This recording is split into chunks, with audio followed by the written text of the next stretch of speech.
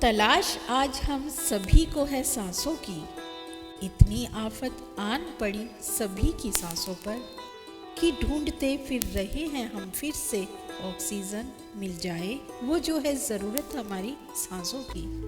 सांस है तो हमारा वजूद है, सांस ही हमारे जिंदा रहने का सबूत है। इस अनमोल नियामत के साथ ही हम सब का धरती पर आगमन होता है। सांस जिसका दूसरा रूप ऑक्सीजन है। ऑक्सीजन के बिना हमारा सांस लेना असंभव है और इस धरती पर सृष्टिकर्ता के अलावा कोई और भी है जिसने हमारी सांसों को कायम रखने में अपना योगदान दिया। हमारा उनके बारे में जानना बेहद ज़रूरी है।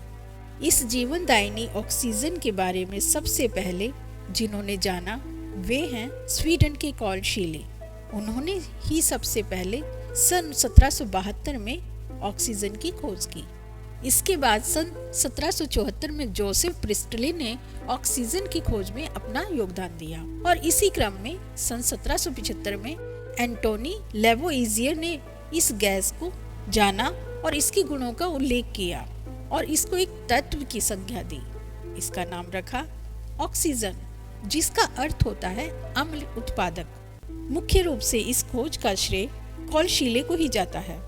शीले ने पोटेशियम नाइट्रेट को गर्म करके ऑक्सीजन गैस तैयार किया और इस तरह से ऑक्सीजन का नायाब तोहफा हमें मिला। ऑक्सीजन के बारे में हम सभी जानते हैं क्योंकि ऑक्सीजन के बिना हम सांस नहीं ले सकते।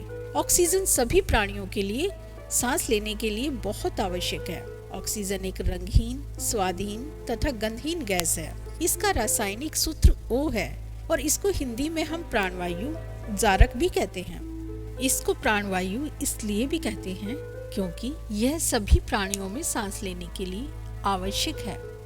वायु में करीब 21% ऑक्सीजन ही होती है। इस धरती पर ऑक्सीजन हमारी जीवनदायिनी है।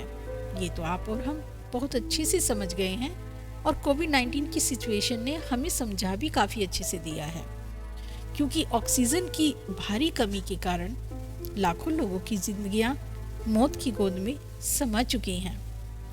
हम ये सोच कर ही सिहर उठते हैं कि अगर ऑक्सीजन की खोज नहीं की गई होती तो शायद हमारी सृष्टि का अंत हो चुका होता। आज हमें नतमस्तक होना चाहिए उन सभी के लिए जिन्होंने इस जीवनदायिनी ऑक्सीजन की खोज में अपना योगदान दिया और हम सब के मुखारविंद से बस यही शब्द निकले उनके लिए। हर कामयाबी पे आपका नाम होगा, आपके हर कदम पे दुनिया का सलाम होगा। मुश्किलों का सामना हिम्मत से करना, दुआ है एक दिन वक्त भी आपका गुलाम होगा।